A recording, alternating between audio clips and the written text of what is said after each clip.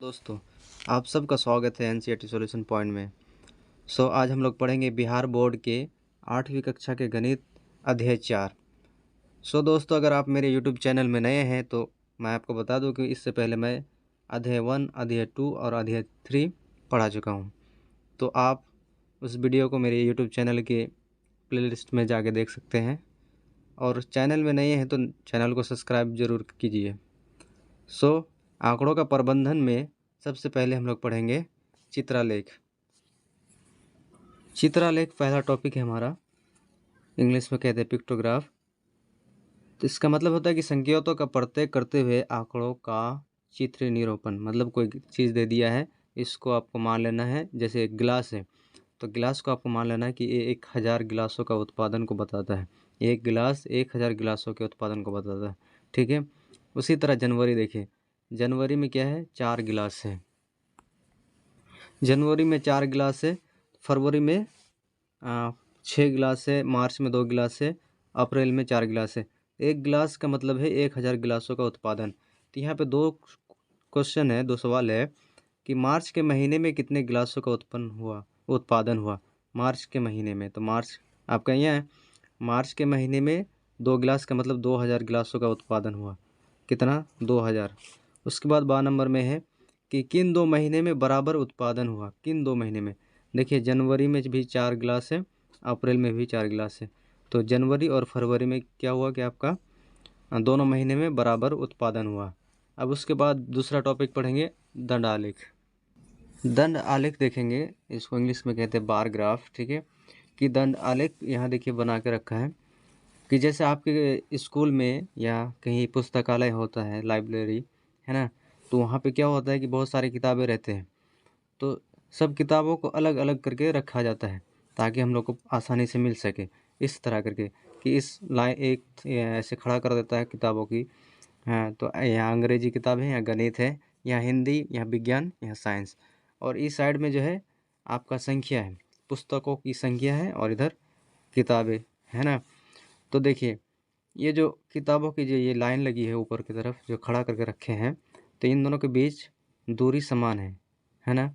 सबका बीच का दूरी समान है, सबका बीच का दूरी समान है, फिर इधर का बीच का दूरी समान है सबका।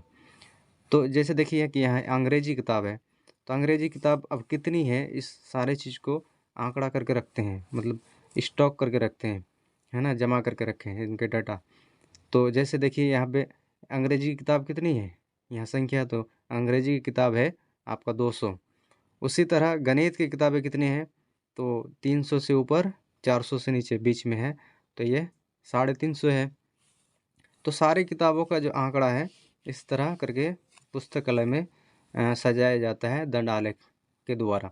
इसको दंड आलेख बोलते हैं। ये जो खड़ा है इसको दंड बोलते हैं, दंड। ये जो खड़ा है इसको दंड बोलते हैं, ठीक है। उसके बाद कुछ सवाल दिए हैं, उसमें सवाल को देखेंगे कि पहला सवाल है सबसे अधिक किस विषय की पुस्तकें हैं और कितनी हैं। तो सबसे अधिक किस विषय की पुस्तकें हैं, देखिए सबसे अधिक इसमें है, तो विषय क्या है, विज्ञान। और कितनी पुस्तकें हैं, 500। तो सबसे अधिक हम लोग यहाँ पे लिखेंगे विज्ञान की किताब है, और कितना है, 500। उसके बाद दूसरा नंबर कह रहा है कि सबसे कम किस विषय की पुस्तकें हैं और कितनी है। सबसे कम किस विषय की पुस्तकें और कितनी है, यहाँ पे देख लीजिए सामाजिक विज्ञान कितना है, तो 100 है। तो इसमें लिखेंगे हम लोग सामाजिक विज्ञान, और कितने हैं, 100। समझ गए। अब यहाँ पे दूसरा है, तीसरा, पुस्तकालय में कुल कितने पुस्तकें हैं। तो ये जो पुस्तकालय है इसमें कुल कितने पुस्तकें हैं, तो सबको क्या करेंगे हम लोग, जोड़ देंगे। तो जैसे यहाँ पे मान लीजिए 200, और यहाँ पे 350, कितना हुआ, 550, 400, 750, 500, 1250, और यहाँ पे ये 100। 1250 और 100 कितना हुआ, 1350, यानी 1350। तो यहाँ पे हम लोग क्या लिखेंगे, पुस्तकालय में कुल 1350 पुस्तकें हैं, ठीक। यहाँ पे लिखेंगे पुस्तकालय में कुल 1350 पुस्तकें हैं। चौथा देखिए इस दंड आलेख द्वारा क्या सूचना दी गई है? ये जो दंड आलेख है इसके द्वारा क्या सूचना दी गई है? तो हम लोग लिखेंगे इस दंड आलेख द्वारा यह सूचना दी गई है कि पुस्तकालय में अलग अलग पुस्तकों की संख्या कितनी है, तो इस दंड आलेख के द्वारा हमें समझाया गया है।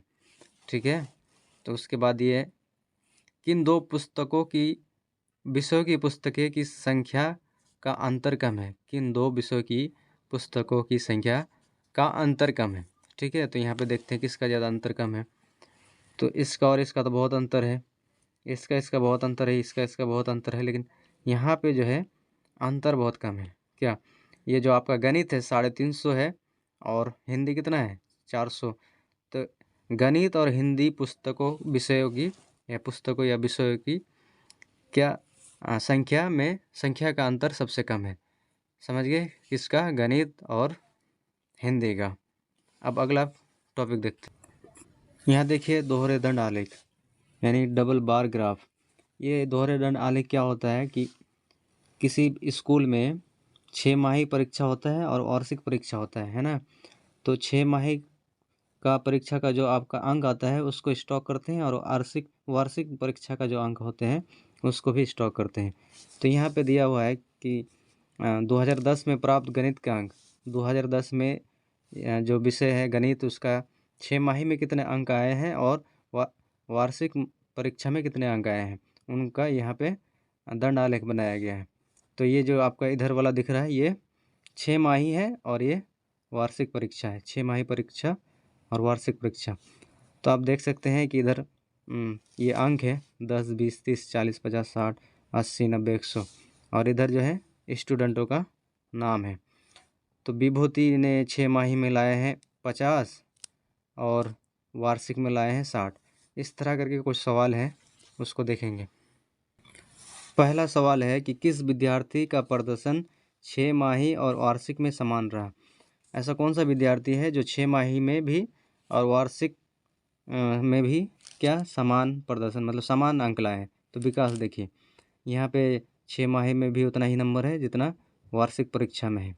तो 1 नंबर में हम लोग क्या लिखेंगे? विकास। यहाँ पे क्या लिखेंगे? विकास। दूसरा क्वेश्चन देखेंगे, किस विद्यार्थी का प्रदर्शन 6 माही की तुलना में वार्षिक में सबसे अच्छा रहा? मतलब कौन ऐसा विद्यार्थी है जो 6 माही में कम नंबर लाया है और वार्षिक में सबसे ज़्यादा नंबर लाया है? तो यहाँ देखिए विभा का देखिए 6 माही में 60 नंबर है और वार्षिक में आपका 90 नंबर है। तो यहाँ पे हम लोग क्या लिखेंगे? विभा। समझ गए? उसके बाद अगला है, कितने विद्यार्थियों ने वार्षिक परीक्षा में 50 से अधिक अंक प्राप्त किए हैं? कितने विद्यार्थियों ने वार्षिक परीक्षा में 50 से ज़्यादा अंक लाए हैं? तो यहाँ है 50।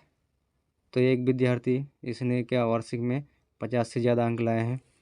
उसके बाद दूसरा विभा है, ये भी 50 से ज़्यादा लाए हैं। तीसरा विलास है, तो कितने विद्यार्थी लाए हैं? 3। ठीक है। उसके बाद लिखा है कि अगला क्वेश्चन है कि इस दोहरे दंड आलेख से क्या सूचना दी गई है? तो दोहरे दंड आलेख से यह सूचना दी गई है कि किसी स्कूल में विद्यार्थियों की 6 माही और वार्षिक माही के गणित के अंकों के दोहरे दंड आलेख में दर्शाया गया है। तो समझ गए ना? अब अगला देखिए, यहाँ पे लिखा है कि 6 माही अंकों का औसत क्या है?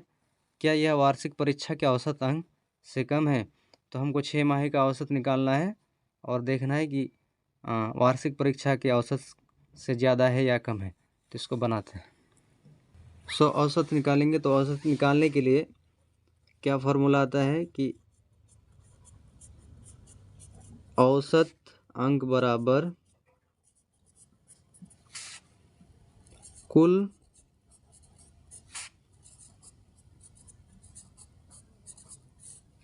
बच्चों के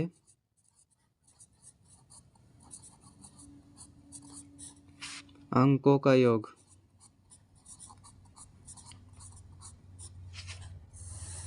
बटे कुल बच्चे। सारे बच्चे के जितने अंक हैं सबको जोड़ लेंगे और जितने बच्चे हैं उससे क्या कर देंगे? भाग दे देंगे। तो सारे बच्चे कितने हैं? सारे बच्चों के अंक कितने हैं, तो देखिए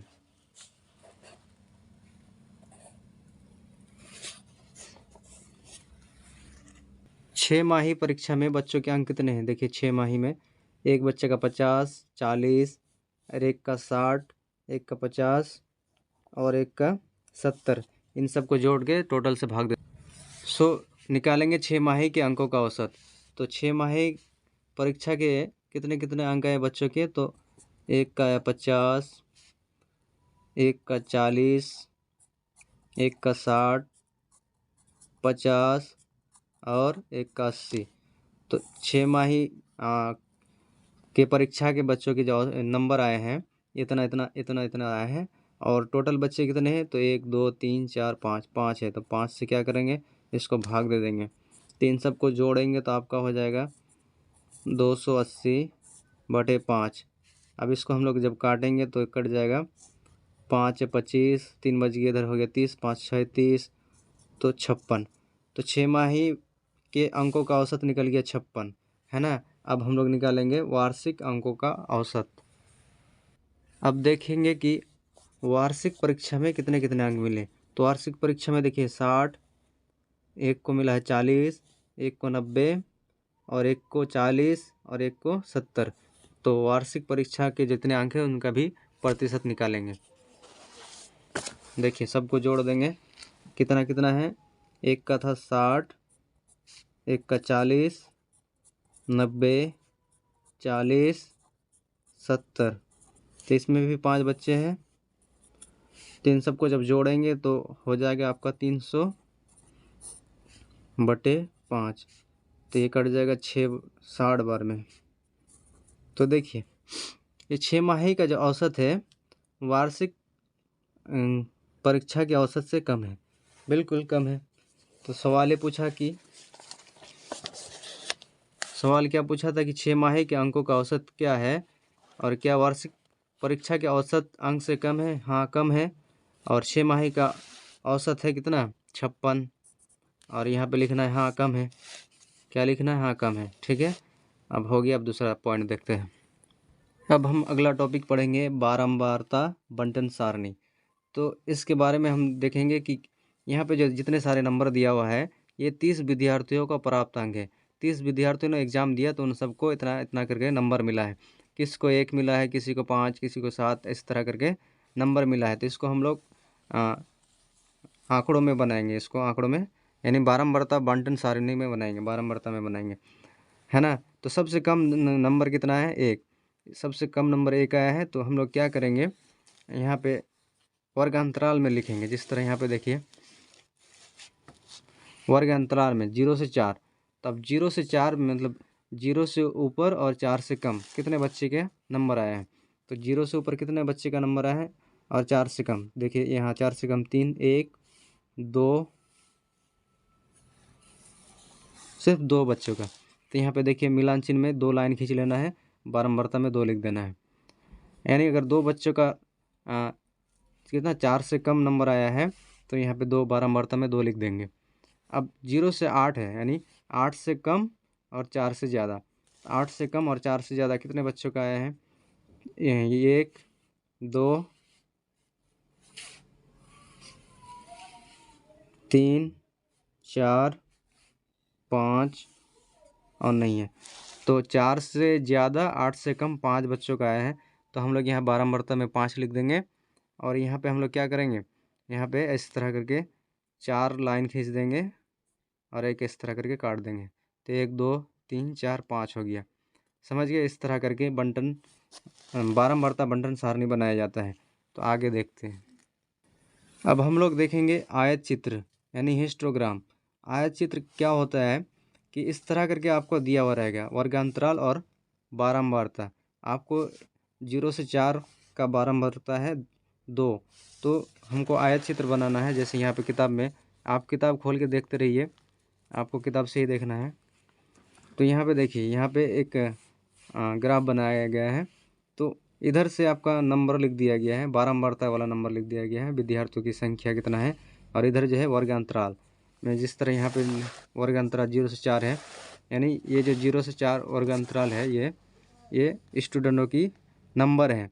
और ये स्टूडेंटों की संख्या है। तो यहाँ पे देखिए ये क्या है, स्टूडेंट की संख्या यानी विद्यार्थियों की संख्या है और इधर नंबर है। तो आप देखेंगे कि 0 से 4 यानी 4 से कम लड़कों की नंबर कितना आया है 2। तो यहाँ पे हम लोग ऐसे ग्राफ बनाया जाता है, ग्राफ कि 4 से कम लड़कों की नंबर आया है 2, तो इस तरह 2 उठा देंगे और इस तरह करके गोल करके मिला देंगे। उसी तरह 8 बच्चों की 4 से ज़्यादा और 8 से कम बच्चों की नंबर आया है 5, ठीक है। तो इसी तरह हम लोग इसको उठा के लेके जाएंगे 5 के सामने और इस तरह करके मिला देंगे। इस तरह करके आपका आयत चित्र बनता है। समझे? अगर नहीं समझे तो फिर से वीडियो देख लीजिए, समझ में आ जाएगा।